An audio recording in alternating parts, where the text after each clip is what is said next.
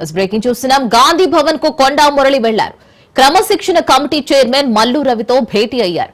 క్రమశిక్షణ కమిటీకి 15 పేజీలతో కొండా మురళి నివేదిక ఇచ్చారు. ఇటీవల కొండా దంపతులపై వరంగల్ నేతలు ఫిర్యాదు చేశారు. దీంతో గాంధీ భవన్ కు వెళ్లి తమ వ్యాఖ్యలపై నివేదిక ఇచ్చారు కొండా మురళి. వరంగల్ ఎమ్మెల్యేలపై కొండా మురళి కంప్లైంట్ చేశారు. ఫిర్యాదులో పలువురు నేతల పేర్లను కొండా మురళి ప్రస్తావించారు.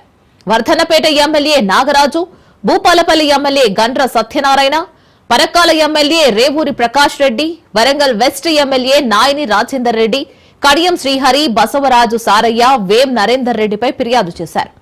మంత్రి సీతక్కతో ఇబ్బంది లేదని కొండా మురళి తెలిపారు.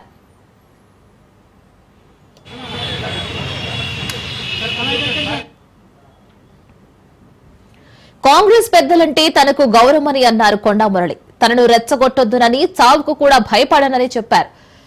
తననెవరూ ప్రశ్నలు అడగలేదన్న కొండా మురళి పీసీసీ చీఫ్ కు వివరణ ఇచ్చానని అన్నారు. రాహుల్ గాంధీని ప్రధాని చేయాలనేదే తన లక్ష్యమని అన్నారు.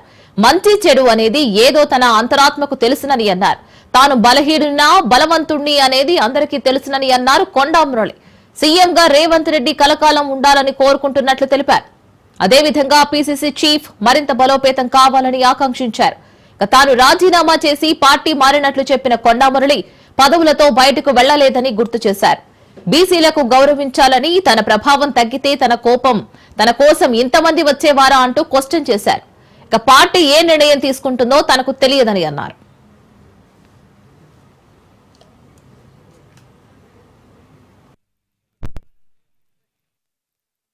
నేను ఒకటే మాట చెప్తున్నా, కాంగ్రెస్ పార్టీ అన్నా, కాంగ్రెస్ పార్టీ పెద్దలన్నా మన గౌరవం.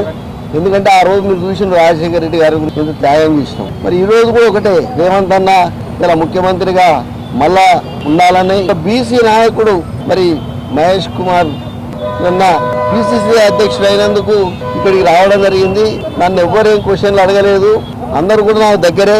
రాహుల్ గాంధీ గారు అంటే నాకు గౌరవం కాబట్టి ఆ రోజు మరి నేను మాట్లాడడం జరిగింది.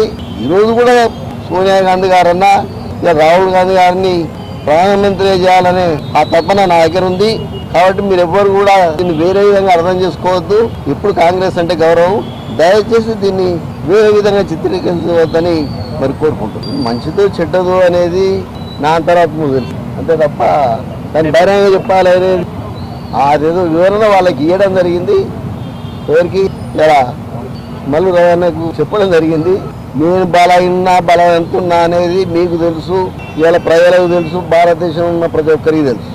దయచేసి నన్ను రెచ్చగొట్టకండి. నేను మొదలే చెప్తున్నా, నేను బలహీనుని కాదు, సాగుకు భయపడా. ఇంకా 4 బుల్లెట్లు ఉన్నాయి నా దాంట్లో. నేను అందుకే కొంచెం నీడకు వస్తారా అని అడిగినా. లేదు మా మీడియా ఆయన చెప్పడం జరిగింది. అక్కడనే పెట్టిందన్నా ఎండైనా మీరు రండి అని. అసలు నాకు ఆ విషయం తెలియదు. మరి మీరే సృష్టిస్తానేమో కానీ నాకు ఆ విషయం కూడా తెలియదు. ఒకటే మాట